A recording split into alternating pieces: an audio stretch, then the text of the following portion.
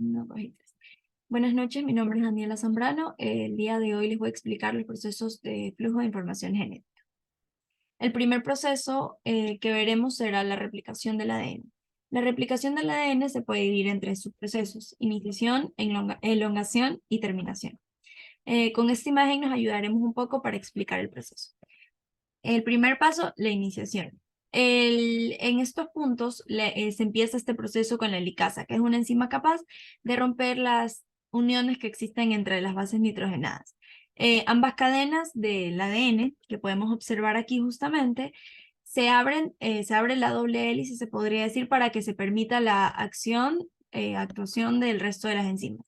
Después, unas proteínas de unión a cadenas simples se unen a cada una de estas cadenas dobles que mencioné para evitar que éstas se vuelvan a unir. Es decir, que las dos cadenas que mencionamos se vuelvan a unir. El siguiente paso es la elongación. Después de haber pasado el primer paso, que es la iniciación, las ADN polimerasas utilizan las cadenas simples de la molécula madre del ADN para poder sintetizarlas en una simple dirección. Para esto es necesario que una enzima, que es ADN primasa, le proporcione una secuencia corta de ARN a estas cadenas para poder sintetizar una nueva cadena. A esta secuencia corta de nucleótidos se le puede denominar cebador. Ok, listo. Después de esto, como mencioné, una vez colocado el cebador, que es la secuencia corta de nucleótidos, en la cadena adelantada de ADN polimerasa se procede de una forma normal hasta conseguir sintetizar toda esta nueva cadena de ADN. En la cadena rezagada, se podría decir que se puede complicar un poco más el proceso, ya que la ADN polimerasa va sintetizando, digamos, los trocitos que quedaron en esta dirección, y estos fragmentos se los conoce como los fragmentos de Okazaki, que es cuando el ADN polimerasa está sintetizando uno de estos fragmentos, se encuentra en el extremo del siguiente y elimina el cebador que mencionamos, y la ADN ligasa se une los dos fragmentos de Okazaki en uno solo, es decir, se vuelve uno solo.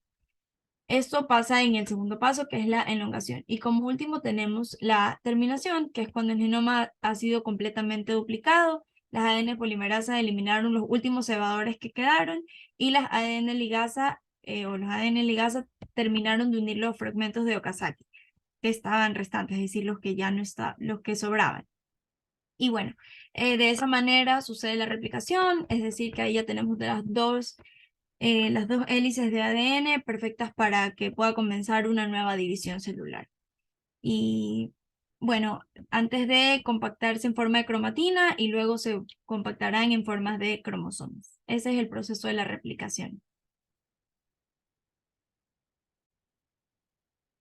El siguiente proceso es la transcripción de ADN al ARN. En la transcripción de un gen en la transcripción de ADN a ARN ocurren tres etapas, que son iniciación, elongación y la última, que es terminación. En la iniciación, la ARN polimerasa se une a la secuencia de ADN llamada promotor, que se encuentran al inicio de un gen, como podemos ver en esta imagen. Cada gen ocupa su propio promotor y una vez unida al ARN polimerasa, separa las cadenas de ADN para poder proporcionar proporcionar un molde de cadena sencilla necesario para este proceso, que sería la transcripción. El segundo paso es la elongación, que es una cadena de ADN, actúa como plantilla para el ARN polimerasa. Una base a la vez, la polimerasa produce una molécula de ARN a partir de los nucleótidos complementarios y forma una cadena que va creciendo. Es decir, el transcrito de ARN tiene la misma información que la cadena de ADN. Es decir, la información genética que tiene no va a cambiar. Y contiene una base de uracilo y una base en lugar de una base de timina.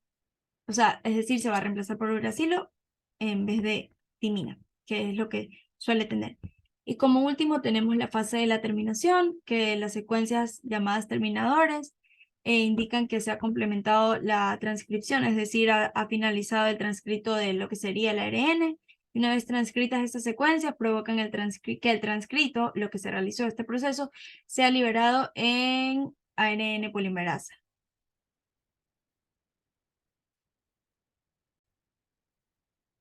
Como último proceso para explicar, tenemos la traducción del ARN mensajero a proteína.